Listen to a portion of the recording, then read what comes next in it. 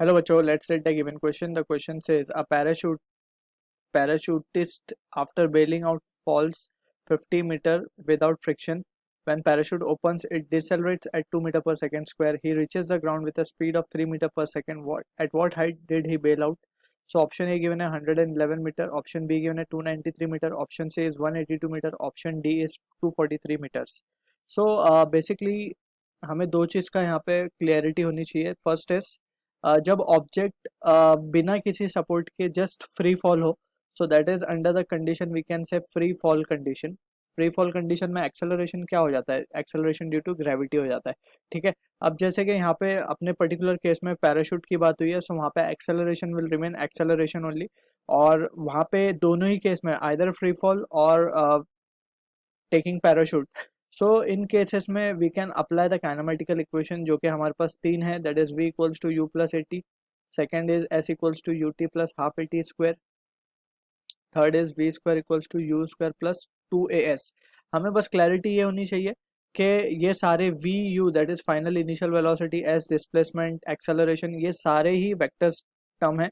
और we need to just take एक direction को हमें फिक्स कर लेना है कि हम इस डायरेक्शन को पॉजिटिव मानेंगे, उसके अपोजिट डायरेक्शन को हम नेगेटिव लेंगे. सो अकॉर्डिंगली उसी बेसिस पे we can substitute the values. And also एक important thing to remember over here is we need to be careful के जब भी कोई बॉडी ड्रॉप हो रही है या रिलीज हो रही है, जैसे इस केस में parachutist after bailing out, just वो बेल आउट हुआ है मतलब, so in that case we will consider that initial velocity will be taken as zero. ठीक है. अब अगर कोई बॉडी ऊपर की तरफ जा रही होती या फिर नीचे आ रही होती और उसमें से कोई ऑब्जेक्ट गिरता, तो उसकी वेलोसिटी या स्पीड वो इंस्टेंट पे सेम होती as that of the body जो जिसमें से वो गिरी है. ठीक है. लेकिन यहाँ पे parachute is just is bailing out, so यहाँ पे ये माना जाएगा कि it is having initial velocity of zero. ठीक. अब यहाँ से as there is no mention of other thing over here, so इसीलिए हम इसे क्या कंसिडर करेंगे, इनिशियल वेलोसिटी को जीरो. Now we can try to analyze the situation over in the given question. So यहाँ से हम let suppose करते हैं कि consider पैराशूट ए पॉइंट से पैराशूटिस्ट गिर रहा है. ठीक है. और वो लेट से 50 मीटर तक आ गया, 50 मीटर कवर कर लिया उसने.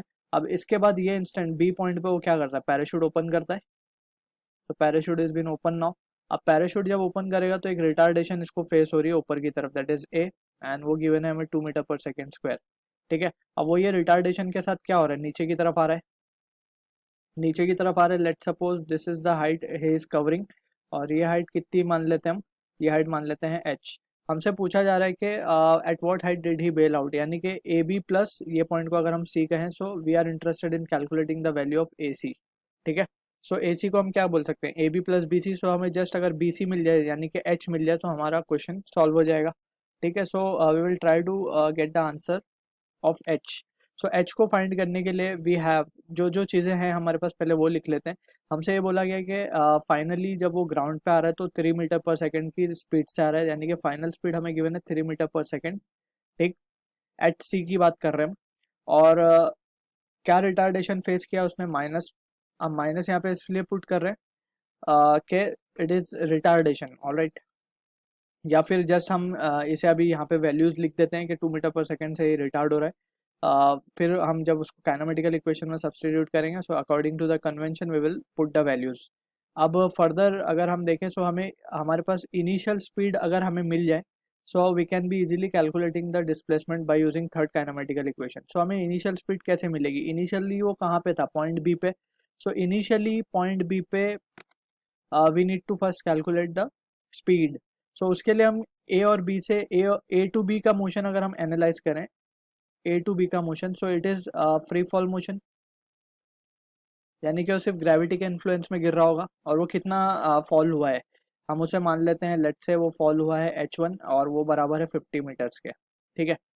और 50 मीटर से, ठीक है, और इनिशियल स्पीड भी हमें पता है दैट इज जीरो. ठीक. तो यहाँ से हम क्या कैलकुलेट कर सकते हैं, we can calculate the value of final speed. Alright. तो फाइनल स्पीड अगर हम देखें, so we can write by third kinematical equation again v square will be equals to 2 GS लिखेंगे आप, क्योंकि एक्सेलरेशन ड्यू टू ग्रेविटी की वजह से आ रही है. और यहाँ पे वी कैन सी ग्रेविटी को अगर हम नीचे वाले डायरेक्शन को नेगेटिव मान लेते हैं तो ऊपर वाला डायरेक्शन क्या हो जाएगा हमारा पॉजिटिव। सो अब नीचे की तरफ है ग्रेविटी और डिस्प्लेसमेंट भी नीचे की तरफ है, तो minus g minus s will become plus only. So अब यहाँ से अगर हम देखें सो जी की वैल्यू हम क्या ले सकते हैं, we can take it as to be 9.8। So ये हो जाएगा 19.6 इंटू एस क्या है हमारा 50। So 196 into 5 will be equals to 980, और उसका हम रूट ले लेंगे तो हमें फाइनल स्पीड मिल जाएगी पॉइंट बी पे, तो वो है 2 GS दैट इज 980 मीटर पर सेकेंड। अब हम केयरफुली एनालाइज करें, सो ये तो फाइनल स्पीड कब हुई, जब ए से बी पे आया। अब वो बी पे आ चुका है, so that will behave as if it is a initial speed for b to c. ठीक है, सो हमें इनिशियल स्पीड अगर हम यहाँ पे अब लिख दें तो that will be the initial speed. ठीक, तो यहाँ से हम इनिशियल स्पीड ये ले लेंगे। अब now we have all the values with us, so we can solve it easily. So अब क्या लिख देंगे हम, वी कैन राइट नाउ, हम क्या लिख सकते हैं, by third kinematical equation v square equals to u square plus 2as, यही एक्सप्रेशन है हमारे पास। अब वी स्क्वायर तो हमें गिवन है दैट इज 3 का square will become 9। U square की अगर हम बात करें so it will be same as that 980 का root, so it will become 980 only plus. अब यहाँ पे we need to follow the convention. अगर हम एक्सेलरेशन को देखें सो इट इज अपवर्ड, लेकिन डिस्प्लेसमेंट अभी भी नीचे है, सो ये नेगेटिव आ जाएगा। And negative of 2 into s is what S V are interested in finding, ठीक है ना। सो यहाँ से हम क्या कह सकते हैं, 4s will be equals to 980 minus 9 अगर हम करेंगे तो इट विल बिकम 971। फाइनली जो s की वैल्यू आएगी वो क्या आएगी हमारे पास, इट विल बी 242.75, ये हमें मिला है s।